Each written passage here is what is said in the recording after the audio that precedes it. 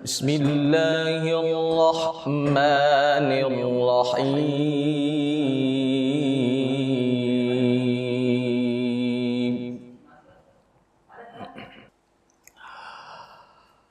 Ma kana Muhammadun aba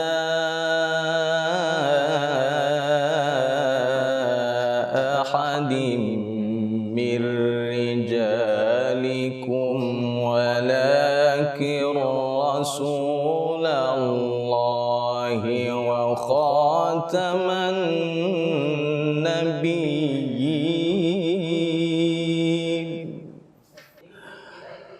wa kana Allahu bikulli syai'in alima. Ya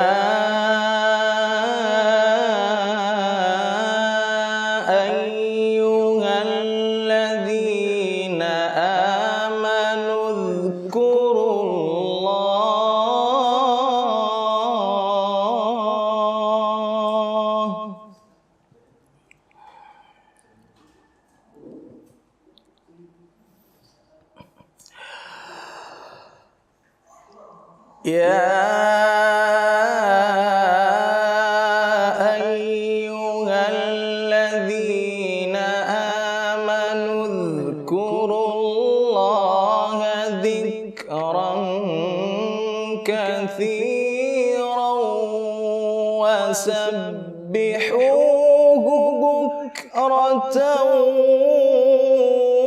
wa asila.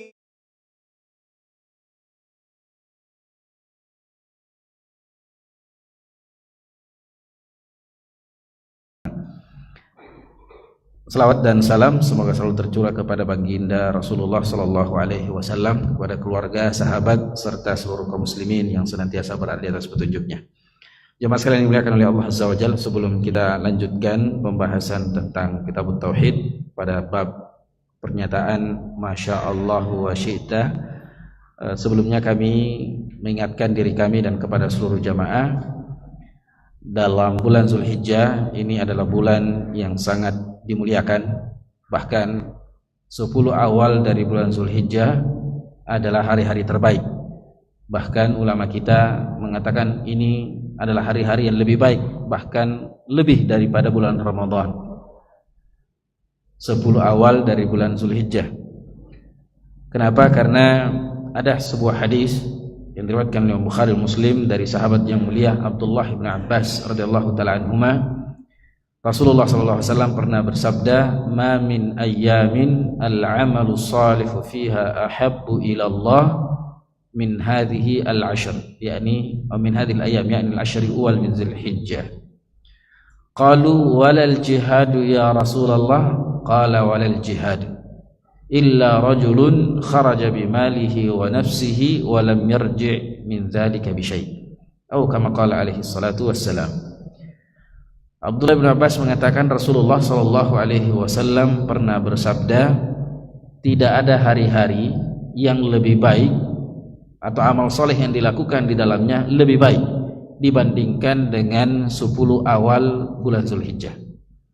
Para sahabat yang sudah memiliki pemahaman sebelumnya bahwasanya jihad fisabilillah adalah amalan yang paling mulia, otomatis akan bertanya, bagaimana dengan kedudukan jihad fisabilillah? Karena pernyataan yang baru ini bahwasanya hari-hari terbaik adalah 10 awal Zulhijjah, amal soleh yang dilakukan di dalamnya lebih dicintai oleh Allah dibandingkan di hari-hari yang lain. Maka para sahabat bertanya, bagaimana dengan jihad fisabilillah? Apakah dikalahkan? Rasulullah SAW mengatakan walal jihadu fisabilillah, bahkan jihad fisabilillah pun kalah keutamaannya dibandingkan dengan amal soleh yang dilakukan di awal bulan Zulhijjah. Maksudnya contoh misalnya salat 2 rakaat, salat sunnah 2 rakaat di 10 awal Zulhijjah, mau siang ataupun malam, itu jauh lebih baik daripada jihad fisabilillah.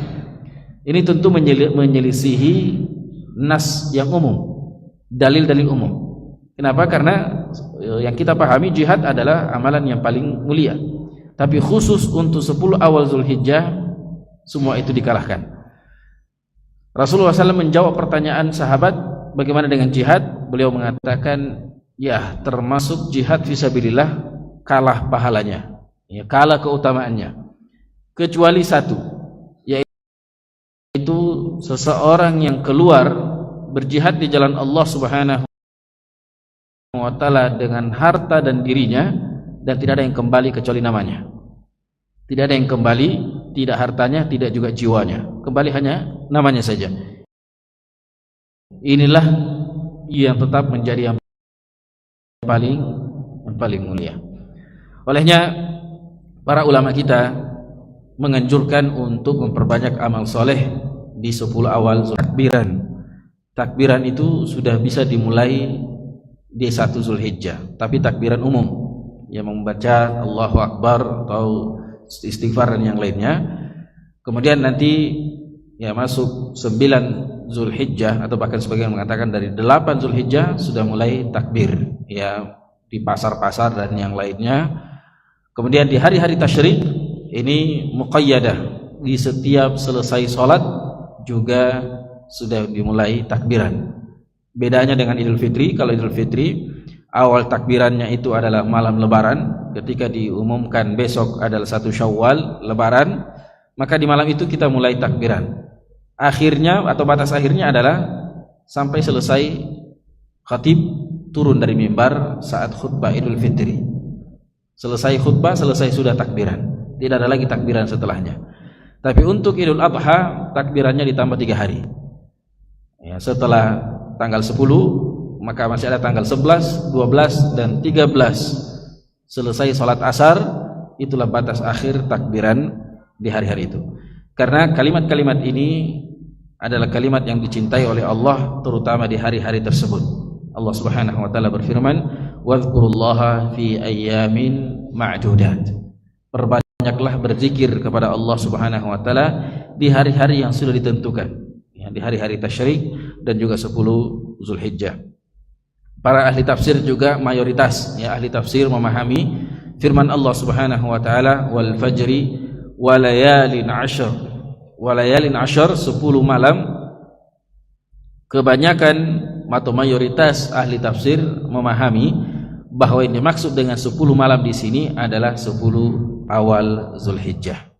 Walaupun ada juga yang memahami 10 akhir Ramadan, ada juga yang memahami 10 awal bulan Muharram. Akan tetapi mayoritas ahli tafsir kita memilih, ya, wal fajri wa layalin 'ashr itu adalah 10 awal Zulhijjah. Begitu pula dengan hadis-hadis yang lainnya di mana Rasulullah sallallahu alaihi wasallam menganjurkan kita untuk banyak beramal soleh, terkhusus lagi nanti di puasa Arafah di tanggal 9 Zulhijjah. Insyaallah pekan depan kita jelaskan itu tentang puasa Arafah, keutamaan dan kapan harusnya puasa. Apakah puasa 9 Zulhijjah atau puasa di saat kaum muslimin wukuf di Arafah. Insyaallah di pekan yang akan datang kita jelaskan ini. Baik, jamaah sekalian dimuliakan oleh Allah Subhanahu wa taala, pada pembahasan kita yang lalu telah memasuki bab qaulu ma sya'allahu wa syi'ta. Ucapan Allah Subhanahu wa taala jika Allah menghendaki dan Anda menghendaki, menggunakan kata dan, di mana Rasulullah sallallahu alaihi wasallam menjadikan ini sebagai salah satu bentuk kesyirikan.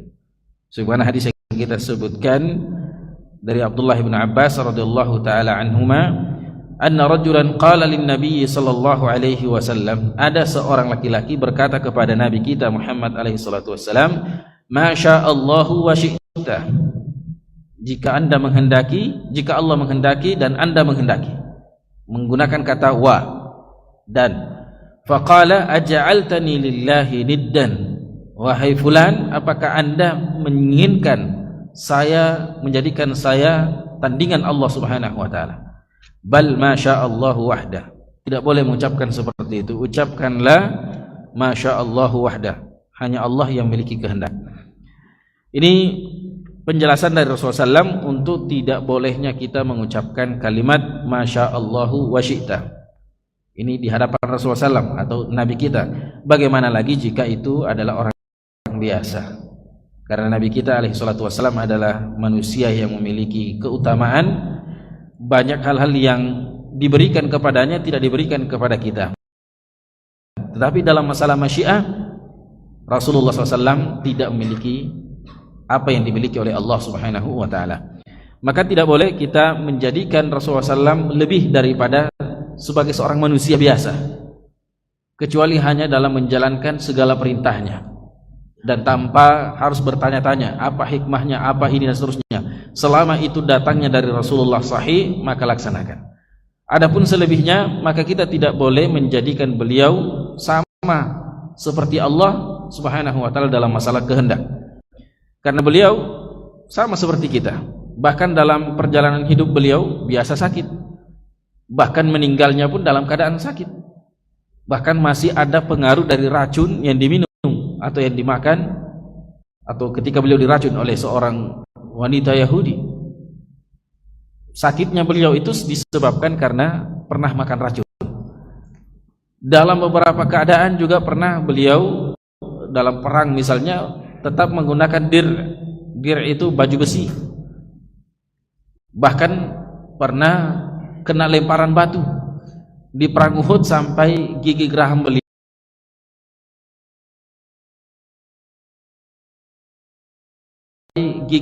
beliau copot. Berarti beliau tidak bisa memberikan sesuatu selain apa yang Allah telah berikan kepadanya. Maka beliau antara kita tidak mendapatkan wahyu. Lebih dari itu tidak boleh kita memberikan atau memposisikan Rasulullah SAW lebih dari sebagai seorang manusia. Tapi hadis selanjutnya ini hadis mimpi, tapi hadis ini walaupun hadis mimpi dibenarkan oleh Rasulullah sallallahu alaihi wasallam. Wal Ibnu Majah anit Tufail akhi Aisyah li ummiha qala ra'aitu ka'anni ataitu ala nafarin minal yahud. Dalam riwayat Ibnu Majah dari sahabat yang mulia At-Tufail akhi Aisyah li ummiha, yaitu Tufail saudara seibu dari Aisyah. Kalau saudara seibu berarti bapaknya yang beda. Boleh jadi Abu Bakar As-Siddiq menikahi seorang janda,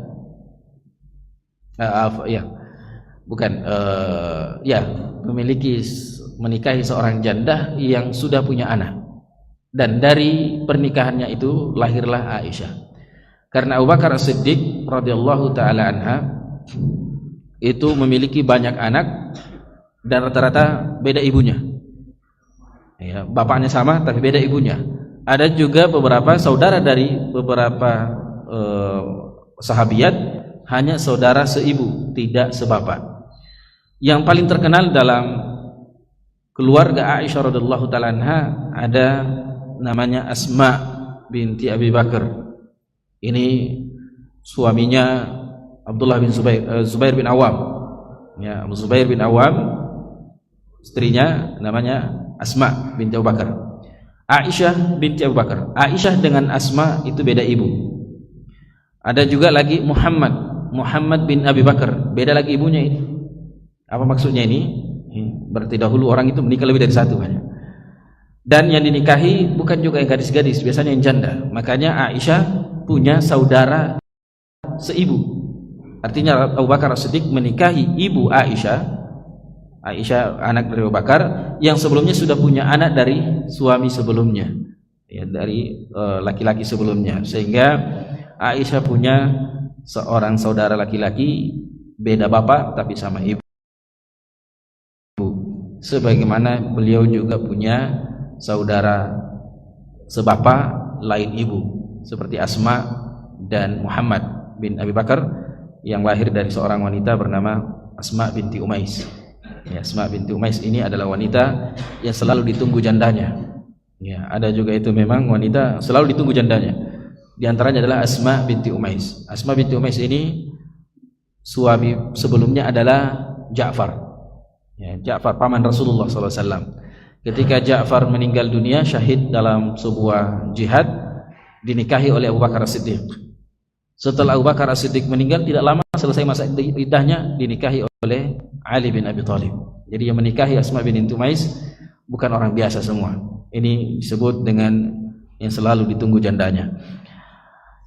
Kemudian ya, Tufail akhi Aisyah li ummiha, beliau mengatakan, qala ra'aitu ka'anni ataitu ala nafarin minal yahud. Saya melihat, maksud melihat di sini adalah mimpi. Saya melihat maksudnya dalam tidurnya, dalam mimpinya. Apa yang dilihat dalam mimpinya? Atau sebelum kita bahas apa yang dilihat dalam mimpinya, kita bahas dulu tentang mimpi. Apakah mimpi itu sesuatu nyata atau hanya permainan setan? Di dalam masalah mimpi ada terbagi menjadi beberapa bagian. Ada yang disebut dalam Al-Quran adghatsu ahlam. Ketika dalam kisah Nabi Yusuf, dalam surah Yusuf, ketika seorang raja mimpi melihat 7 inni ra'aitu sab'a baqaratin simanin ya'kuluhunna sab'un ijab. 7 sapi dimakan, 7 sapi gemuk dimakan oleh 7 sapi kurus, dan seterusnya. Nah, ketika hal ini disampaikan oleh raja kepada orang-orang yang mengaku pintar mentakwilkan mimpi, mereka ini tidak bisa mengetahui apa makna dari mimpi tersebut. Maka mereka hanya mengatakan qalu adghatsu ahlam wa ma nahnu bi ta'wilil ahlami bi'alimin. Apa yang Anda lihat itu hanyalah semacam bunga-bunga mimpi, bunga tidur atau apalah, permainan syaitan, tala'abiha syaitan. Ini adghatsu ahlam. Yang kedua adalah disebut dengan ru'ya salihah. Ru'ya salihah. Kalau ini terjadi pada seorang nabi, maka dia adalah wahyu. Seperti Nabi Ibrahim alaihissalam melihat dalam mimpinya menyembelih putranya Ismail. Dan itu berulang-ulang 3 kali, ya, selama 3 malam berturut-turut beliau bermimpi melihat, menyaksikan dengan nyata dalam mimpinya menyembelih putranya Ismail. Dan setelah itu beliau sadar kalau ini adalah akhi Aisyah. Rasulullah sallallahu alaihi wasallam kurang lebih 6 bulan di awal dakwah beliau diutus sebagai nabi itu selalu dalam mimpi. Makanya beliau mengatakan orang yang melihat ru'ya salihah, melihat sesuatu yang baik dalam mimpinya dan itu sesuai dengan kenyataan, maka itu adalah juz'un min arba'ina nubuwah. Dia masuk dari 46 bagian, satu bagian dari 46 bagian kenabian. Ya, ada ulama yang menghitung bahwasanya maksudnya adalah karena Rasulullah SAW itu berdakwah kurang lebih berapa itu? 10 tahun di Madinah, di Makkah. Kemudian berapa tahun di Madinah? 13 tahun di Makkah. Kemudian 10 tahun di Madinah. Berarti 23 tahun, ada tambahannya sedikit 6 bulan. Nah, kalau dibagi itu dengan mimpi beliau selama 6 bulan, maka jumlahnya adalah sitta wa arba'in.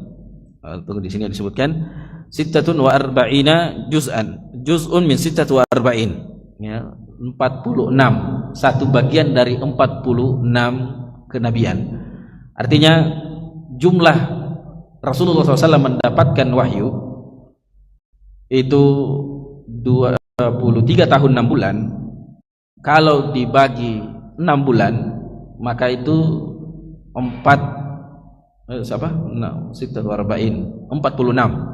Maka kalau ada yang mimpi melihat sesuatu yang salihah, sesuatu yang benar, maka dia termasuk dari juz'un, ya, bagian dari kenabian, tapi bukan nabi. Jadi jangan sampai melihat sesuatu persis sama lalu mengaku jadi nabi. Dan inilah banyak yang sekarang memang mengaku-ngaku nabi. Alasannya apa? Melihat mimpi, dapat ini wahyu dan seterusnya. Sebenarnya dari satu sisi perkataannya itu ada kebenaran, tapi tidak bisa sampai pada kenabian karena dia hanya sebahagian, satu bagian dari 64 atau 46 bagian. Sittatun wa arba'in, 46 bagian. Jadi tidak bisa langsung mimpi yang dilihat langsung berubah jadi nabi, tidak. Hanya saja ini ada bagian dari kenabian. Kenapa? Karena nabi itu selama 6 bulan pertama wahyu yang didapatkan dengan cara mimpi. Maka ini masalah mimpi. Jadi ini yang kedua, disebut dengan ru'ya as-salihah. Kalau yang pertama tadi adghats ahlam, yang kedua ru'ya as-salihah. Yang ketiga adalah tala'ubus syaitan. Ya, permainan syaitan. Kita mimpi terus dalam mimpi dikasih takut-takut, dikasih lihat ular lah, dikasih lihat dikasih jatuh dari jurang yang tinggi dan seterusnya. Ini tala'ubus syaitan. Syaitan yang mempermainkan. Makanya dianjurkan untuk baca doa ketika kita bermimpi. Di antara doa misalnya a'udzubillahi min syarri ma khalaqa wa min syarri ma ra'ait. Saya berlindung diri kepada Allah Subhanahu wa taala dari sesuatu yang buruk yang pernah diciptakan dan dari apa yang saya lihat dalam mimpi. Di dalam riwayat yang lain juga dianjurkan untuk berpindah tempat. Kalau kita mimpi di tempat di pinggir ranjang, pindah ke pinggir yang lain atau tukaran tempat dengan istri. Ya, tapi jangan sampai istrinya lagi yang mimpi buruk. Atau minimal berdiri, wudu, lalu kemudian sholat 2 rakaat, lalu istirahat, tidur lagi. Ya, itu bisa menghilangkan dari mimpi-mimpi buruk. Ya, dan juga di antara tanda orang yang kesurupan atau ada jin dalam tubuhnya itu adalah biasa mimpi buruk, mimpi lihat ular, mimpi lihat buaya, mimpi lihat dikejar kucing hitam dan seterusnya. Ini tanda-tanda, ciri khas orang itu ada jin di dalam dirinya yang sering mengganggu. Nah, jika ini yang terjadi, maka perbanyaklah istighfar, baca ayat kursi sebelum tidur, baca doa, yang baca 3 qul, baca surah Al-Mulk dan seterusnya. Maka insyaallah semoga Allah melindungi kita dari hal-hal yang buruk dalam tidur kita. Olehnya, ya, mohon maaf ini, mimpi basah ini apakah dia ru'ya sholihah? Ya, mimpi basah. Apakah dia ru'ya sholihah atau adghatsu ahlam atau dia tala'ubus syaitan? Intinya ru'ya sholihah tidak mungkin. Ya, ru'ya sholihah tidak mungkin. Tala'ubus syaitan bisa jadi. Ya, adghatsu ahlam bisa juga. Makanya para ulama kita sepakat, para nabi itu tidak ada yang mimpi basah. Para nabi tidak ada yang mimpi basah. Dan seseorang itu jadi balik bukan cuma karena mimpi basah. Makanya kita pernah sebutkan di sini, ya, seseorang itu balik kalau untuk laki-laki salah satu dari 3. Kalau mau perempuan, ya, tambah 1. Berumur 15 tahun, tumbuh rambut di sekitar kemaluan dan pernah mimpi basah. Salah satu dari 3 ini sudah ada, maka itu sudah balik. Ditambah perempuan 1 haid. Jadi tidak mesti dia mimpi basah. Nah, para nabi itu disebutkan tidak ada yang mimpi basah. Kenapa? Karena mimpi basah ini adalah tala'ubus syaitan. Syaitan yang mempengaruhi sehingga dia bisa mimpi basah. Dan syaitan, para nabi itu tidak diganggu oleh syaitan. Sehingga ulama kita mengatakan para nabi tidak ada yang mimpi basah. Nah, bagaimana kalau ada ustadz atau ada orang soleh, masya Allah bagus bahasanya, mimpi basah dengan wanita lain? Ya. Ini bukan sembarangan, ini dibahas oleh para ulama. Ya, mungkin kitanya aja yang biasa tidak membaca. Kalau ada ustadz atau ada orang soleh mimpi berhubungan badan dalam mimpinya, tapi bukan dengan istrinya, ya, apakah ini tala'ubus syaitan? Pertama, dalam hal ini kalau ada yang seperti ini jangan dicerita, ya, jangan dicerita ke orang lain. Apalagi kalau dia sampaikan kepada perempuan yang dia lihat, dia jelas dia lihat itu perempuan siapa, kalau dia bilang mimpi tadi malam main sama kau, tidak boleh. Ya, kalau sama istrinya tidak masalah. Ya, jangankan dalam mimpi, dalam nyata saja boleh. Nah, ini yang pertama, jangan menceritakan kepada orang yang dilihat. Yang kedua, dia harus istighfar. Ya, walaupun dia orang soleh, bisa saja di saat itu dia luput berdoa sehingga syaitan ikut ini. Atau yang ketiga, kalau yang dia lihat adalah wanita yang dia tidak kenal dan kemungkinan juga belum menikah, bisa jadi itu calon istri keduanya, ya, atau istri ketiganya. Jadi bermimpilah, ya, siapa tahu itu calon.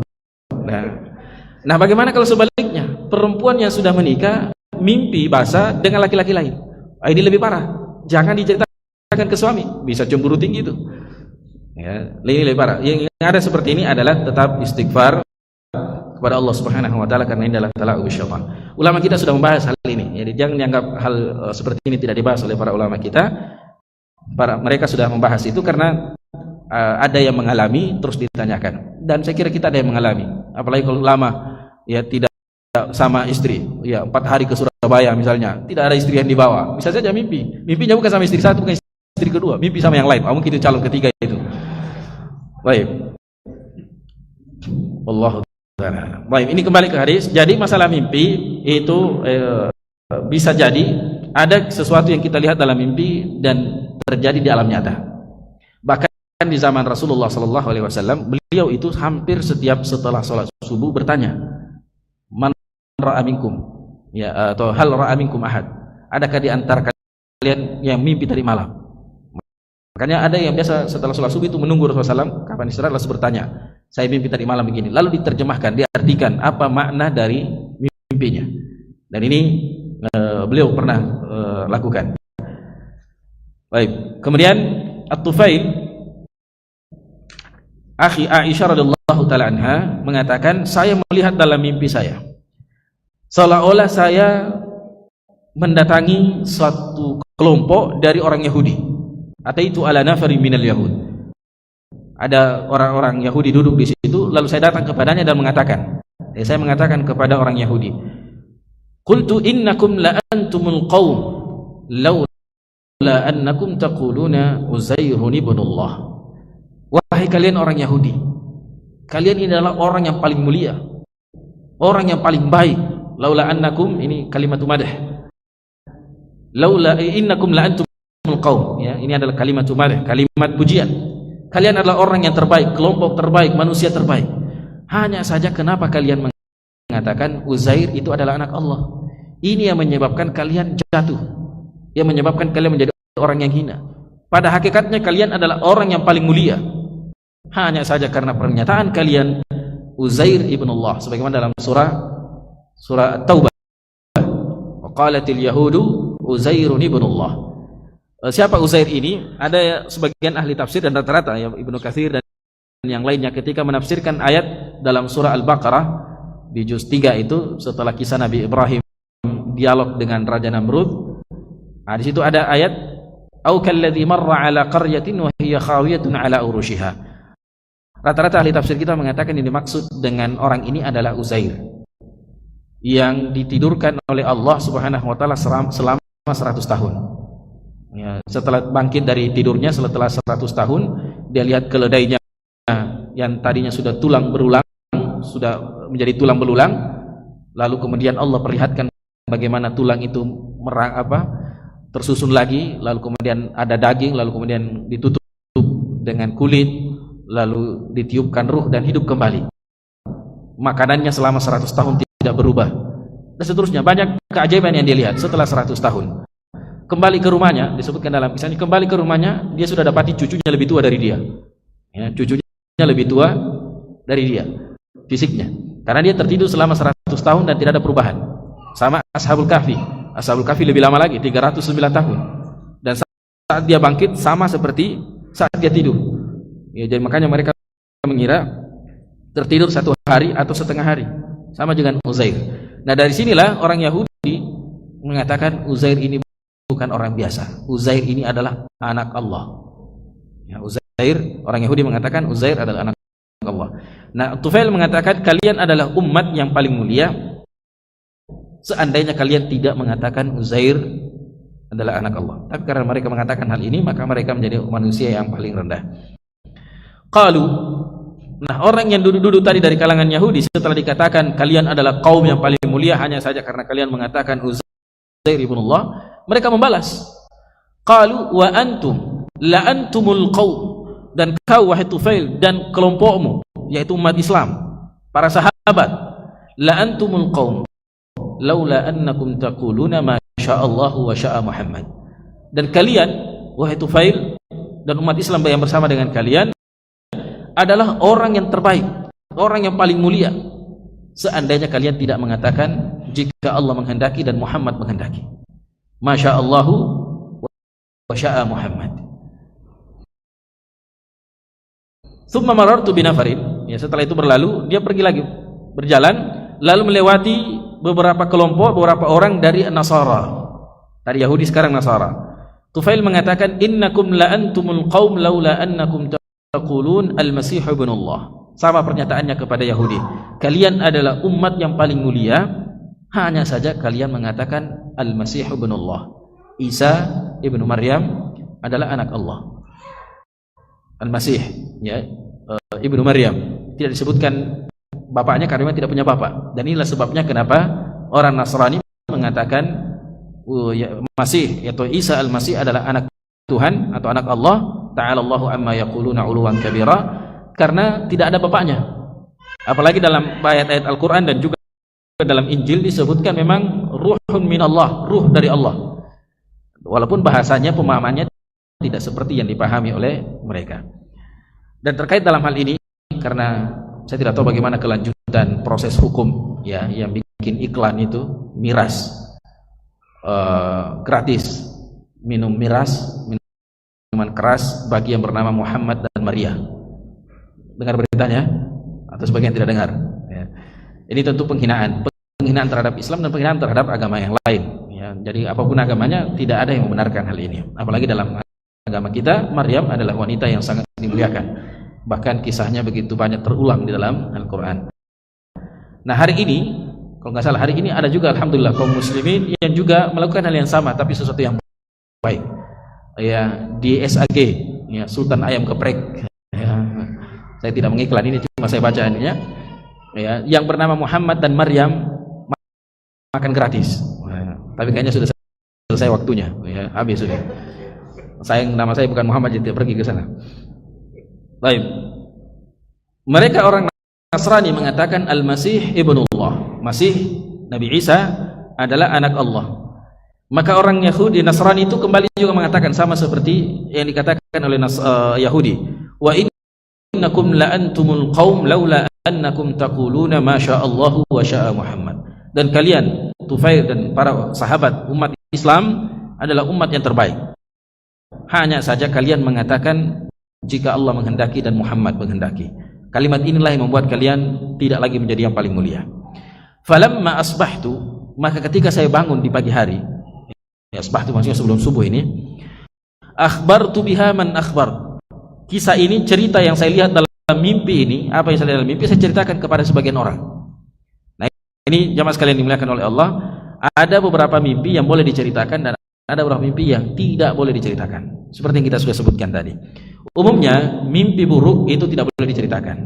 Mimpi kejelekan itu tidak boleh diceritakan. Yang ada harusnya kita istighfar, baca isti'adzah, baca doa, lalu istirahat, tidur lagi. Kalau memang sudah waktunya, masih waktunya istirahat. Yang boleh diceritakan adalah ketika di dalamnya ada sesuatu yang baik atau ada sesuatu yang kita butuh penafsiran. Ya, ada butuh penafsiran. Misalnya ada seorang yang mimpi giginya rontok. Ya, ini pernah kita ceritakan. Ya, dalam mimpinya dia melihat giginya jatuh satu-satu. Ini kan heran, ini mimpi baik atau mimpi buruk dia tidak tahu. Intinya dia melihat giginya rontok. Dia pergi cari orang yang bisa menakwilkan mimpi. Nah, yang pertama dia bilang, Anda harus sabar karena Anda akan menyaksikan satu persatu keluarga Anda meninggal dunia. Akhirnya sedih. Ya, makanya sebaiknya tidak usah diceritakan kalau sudah bisa diprediksi ini kisah atau berita buruk yang akan didapatkan. Tapi karena dia tidak terlalu percaya, akhirnya dia pergi tanya orang lain. Hukumnya atau hasilnya sebenarnya sama, cuma bahasanya yang beda. Yang kedua mengatakan Anda harus bersyukur. Kalau yang pertama tadi bersabar karena Anda menyaksikan keluarga Anda satu persatu meninggal dunia. Kalau yang kedua, Anda harus berterima kasih, bersyukur kepada Allah. Kenapa? Karena Anda terpilih orang yang paling panjang umurnya. Kan sama aja. Ya, panjang umurnya artinya dia akan menyaksikan keluarganya mati. Tapi karena persoalan bahasa, ya, yang satunya, yang pertama ditolak, yang kedua diterima. Padahal substansinya sama. Ya, artinya dia akan menyaksikan keluarganya meninggal dan dia yang dipilih termasuk yang panjang umurnya. Nah, ini hal-hal seperti ini boleh ditanyakan, walaupun tidak sembarangan juga ditanyakan, karena tidak semua orang bisa menafsirkan mimpi. Walaupun sebagian ada yang bisa dipelajari, ada rumusnya, ada kategori-kategori tertentu, tapi ada yang tidak bisa, karena tidak semua orang diberikan keahlian menafsirkan mimpi.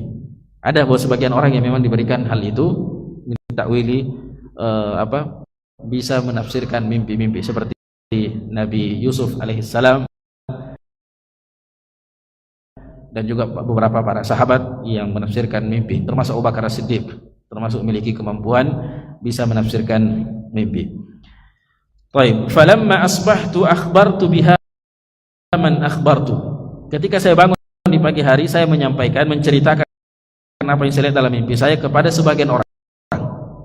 Tsumma ataitu an-nabiyya sallallahu alaihi wasallam. Saya mendatangi Rasulullah sallallahu alaihi wasallam, fa akhbartu, lalu saya menceritakan kepadanya apa yang saya lihat dalam mimpi saya. Maka Rasulullah SAW berkata, hal akhbarta biha ahada, apakah engkau sudah menceritakan mimpi ini kepada orang lain? Maka beliau mengatakan, At-Tufail mengatakan, na'am ya Rasulullah, saya sudah menceritakannya kepada si fulan dan si fulan si fulan. Ya, kata para ahli syarah hadis ini, seandainya orang ini tidak cerita kepada orang lain, maka jawabannya akan khusus kepada orang itu saja. Tetapi karena sudah menceritakan orang lain, maka Rasulullah SAW harus memberikan penjelasan segera. Qala fahamidallah. Rasulullah SAW memuji Allah, dan ini kebiasaan beliau ketika memulai sebuah kultum, ceramah, pembahasan, menjawab sebuah pertanyaan, itu memulai dengan tahmid, hamidallaha wa asna alaih, dan memuji Allah Subhanahu wa taala. Kemudian beliau mengatakan amma ba'du. Kemudian amma ba'du ini adalah kalimatul fasl antara pujian dengan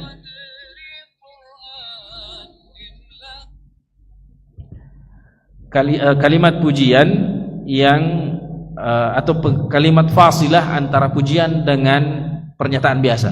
Jadi alhamdulillah wassalatu wassalamu ala rasulillah. Setelah itu amma ba'du, barulah masuk kepada pembahasan. Ini kalimat amma ba'du bukan hanya pada ceramah-ceramah khutbah Jumat saja, tetapi juga dalam tanya jawab. Misalnya jika kita memuji Allah kemudian berselawat kepada Nabi, maka dianjurkan mengucapkan amma ba'du supaya ada fasilah, kalimatul fasl, pemisah antara pujian dengan kalimat-kalimat setelahnya. Fa inna Tufailan, Rasulullah SAW mengatakan, fa inna Tufailan ra'a ru'ya, sesungguhnya Tufailan telah bermimpi. Akhbara biha man akhbara minkum, dan dia telah menceritakan mimpinya kepada kalian atau kepada sebagian kalian.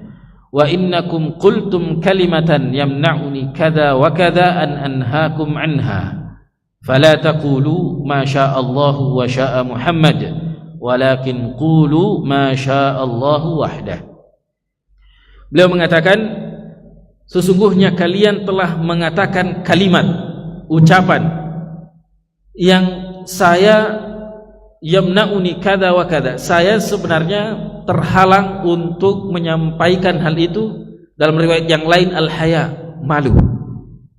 Ini perlu dijelaskan ini supaya tidak salah paham. Saya malu untuk menyampaikan kalau itu salah. Itu makna dari hadis ini.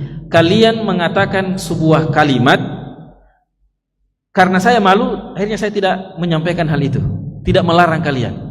Ya, saya tidak melarang kalian karena saya malu. Apa maksud dari malu ini? Apakah Rasulullah SAW karena malu akhirnya tidak mau menyampaikan kebenaran? Kalau dalam hadis dan pernyataan para ulama kita, bukan malu yang disenangi, yang dicintai, diridhai oleh Allah ketika dia terhalang untuk menyampaikan kebaikan. Memang al-haya'u minal iman, malu itu sebagian dari iman. Tapi kalau karena malu lalu dia tidak mau bicara, menyampaikan kebenaran atau mengkritik sesuatu yang salah, ini bukan malu.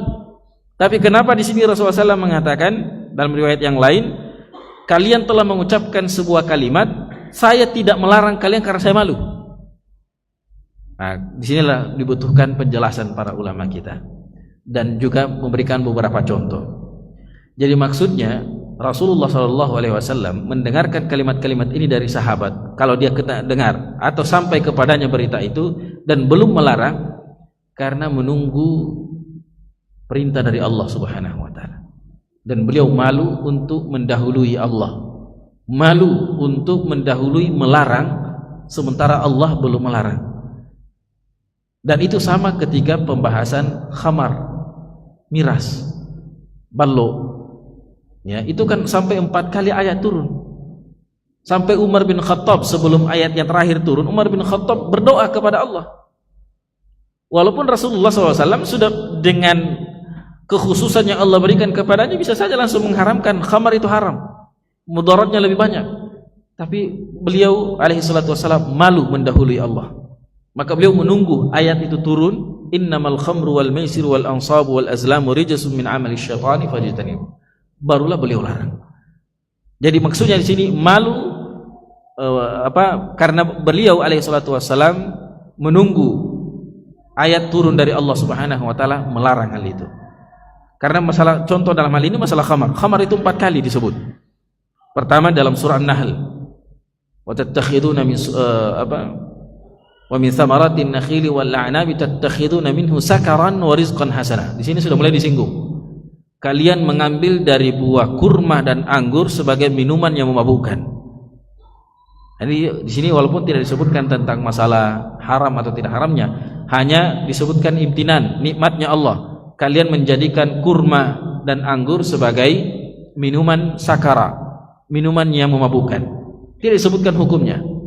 Kemudian turun ayat kedua.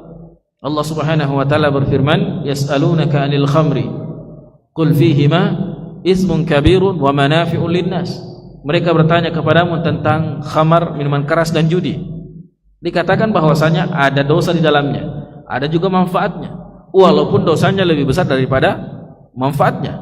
Jadi belum ada larangan, cuma mulai dibahas bahwasanya ini ada manfaatnya, ada mudaratnya, tapi mudaratnya lebih besar. Artinya apa?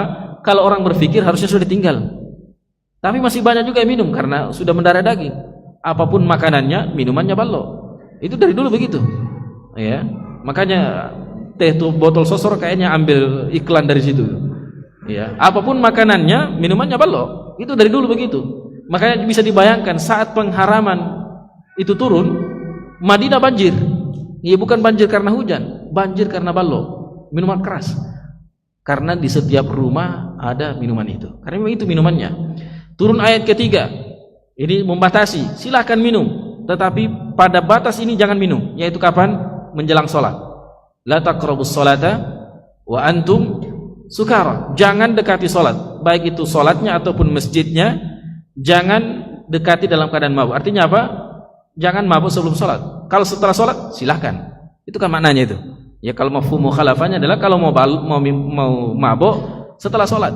Jadi tidak ada pengharaman di sini, tapi sudah ada pembatasan. Nah setelah 3 ayat ini turun, Umar bin Khattab sudah mulai gelisah. Ini pasti diharamkan ini. Kenapa Rasulullah tidak haramkan?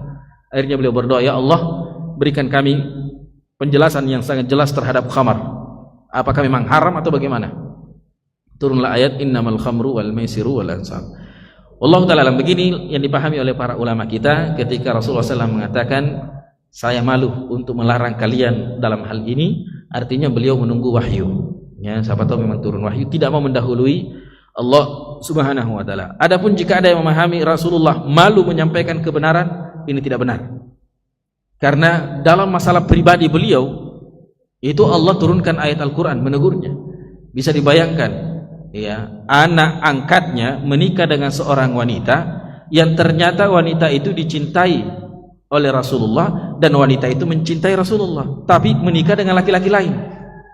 Ini masalah rumah tangga ini, dan Allah abadikan dalam Al-Quran. Lalu akhirnya kemudian cerai dan Allah nikahkan. Ya, zawwajnaka biha, kami menikahkanmu wahai siapa ini? Zainab, ya, Zainab binti Jahsy dengan Rasulullah SAW. Belum lagi masalah hadisul ifk dan seterusnya, banyak masalah pribadi Rasulullah SAW yang kalau kita yang dihadapkan seperti itu mungkin kita sangat malu. Tapi semua itu dinyatakan jelas dalam Al-Quran. Artinya apa? Tidak ada masalah malu yang dibahas, tidak ada penghalang menyampaikan kebenaran karena malu. Sampai beliau pernah didatangi seorang wanita yang bertanya tentang bagaimana caranya mengetahui kita berhenti haid atau tidak, sudah masih haid atau belum. Beliau mengatakan dengan bahasa umum, ya pokoknya kalau tidak ada bidarat kasih tahu bersih. Bagaimana caranya? Ya Allah, cewek lagi datang bertanya seperti itu di depan Rasulullah. Ya kalau datanya ke kita jelaskan dengan detail, tapi kan ke Rasulullah. Makanya Aisyah, itu masuk yang pencemburu, beliau ambil tangannya itu perempuan, dia bawa ke kamar, dia bilang begini, ambil kau kapas, kasih masih itu kapas di lubangmu, kasih keluar. Kalau sudah tidak ada darah berarti sudah tidak ada, sudah berhenti haid, pergi mandi. Ya kan begitu. Padahal bahasanya sebenarnya sederhana, umum, tapi sebagian orang itu tidak paham kecuali harus detail. Ya, sebagian mahasiswa kalau saya ajar di kelas, saya jelaskan begini tidak paham. Nanti didetailkan bahkan digambar di papan tulis baru paham. Oh ya begitu. Oh begitu Ustaz, ya begitu. Sebagian sebenarnya sudah paham tapi mau minta ustaznya menjelaskan ini lebih detail. Baik, ala kullin. Jadi Rasulullah tidak pernah terhalangi karena malu untuk menyampaikan kebenaran. Adapun yang dimaksud dalam hadis seperti ini, malu mendahului Allah.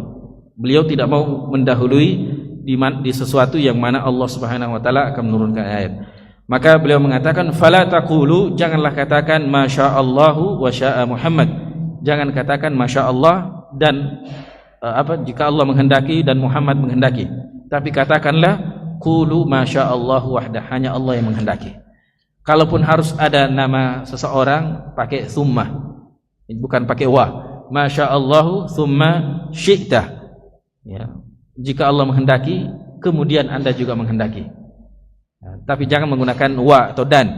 Yang boleh adalah tsumma, sebagaimana dalam bab yang lalu. Wallahu ta'ala a'lam bishawab. Alhamdulillah kita selesaikan bab ini. Pekan depan kita bahas bab orang yang mencelah masa. Ya, mencelah masa. Biidznillah ta'ala.